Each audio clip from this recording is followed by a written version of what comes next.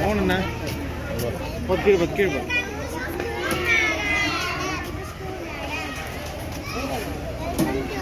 கை வரணும், நீ கிட்ட வாங்க, கை வரணும்.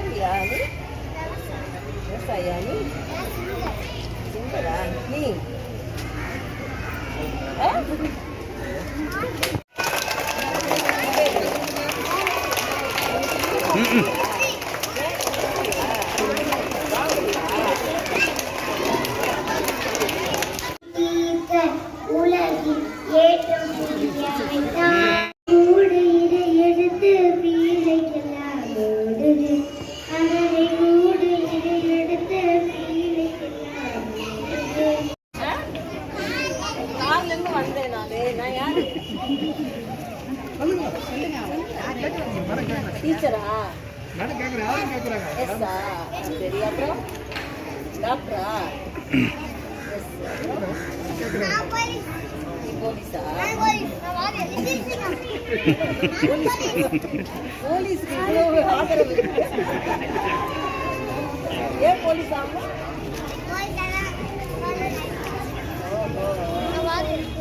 வாரியரா? வாரியாரா? கிருஷ்ணனா? நீங்க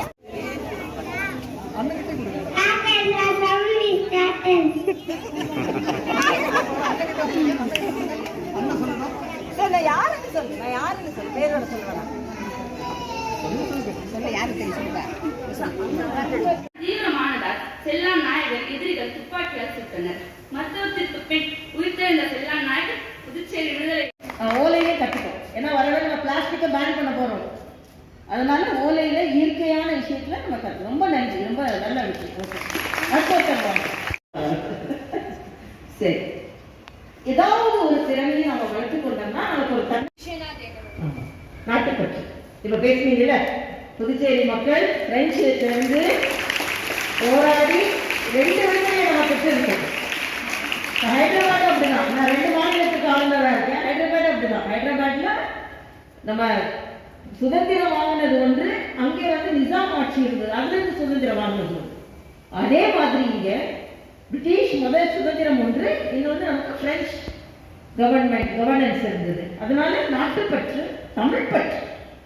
இன்னும் சொல்ல போனா தமிழ் பற்றாளர்கள் காந்தி போன்றவர்கள் புதுவை மண்ணில் தான் நிறைய சுதந்திர கனலை வீசி இருக்கிறார்கள். அதனால புதுவை மண்ணிடம் எனக்கு பிடித்தது இது. நன்றி. எனக்கு பிடித்த முதல் புத்தகம் பாரதியார் பாடல்கள் தான் எனக்கு பிடித்த புத்தகம். ஏன்னா பாரதியார் பாடலை பார்த்துட்டாலே படிச்சுட்டாலே நமக்கு தன்னம்பிக்கை இந்த நன்னடை நேர் கொண்ட பார்வை. அப்படிதான் பாரதியார் நம்ம பெண்களை சொல்லி கொடுத்திருக்கிறார். அச்சமில்லை, அச்சமில்லை, அச்சம் என்பது இல்லையே, உச்சி மீது வாழுகின்ற வீழுகின்ற போதிலும் அச்சமில்லை. அதுக்காக என்ன வேணும்? இந்த துணிச்சல் இருந்தா போதும். ஆக நல்ல கேள்வி. நான் உங்களுக்கெல்லாம் வைக்கிற ஒரு கோரிக்கை, எல்லோரும் பாட புத்தகம் இல்லாமல் சுதந்திர போராட்ட வீரர்களை பற்றி படித்து தெரிந்து கொள்ள வேண்டும். ஜெனரல் நாலேஜ் புக் எடுத்து படிக்கணும். நாம புத்தகம் படிச்சதுக்கு போக வேறு புத்தகங்கள் படிப்பதற்கு நாம் காலம் ஒதுக்கிக் கொள்ள வேண்டும். எது எப்படி இருந்தால் பள்ளி வாழ்க்கை என்பது மகிழ்ச்சியாக அனுபவிக்கக்கூடிய ஒரு வாழ்க்கை. அதை மகிழ்ச்சியாக அனுபவிக்க வேண்டும். ஃப்ரெண்ட்ஸை பார்க்கிறோம், நமக்கு ஒரு வாய்ப்பு. டீச்சர்கிட்ட கேட்கிறோம், டீச்சர் திட்டுறாங்க, அதுவும் ஒரு வாய்ப்பு தான். இது ஒரு கோவப்படுறாங்க, அதுவும் ஒரு வாய்ப்பு தான்.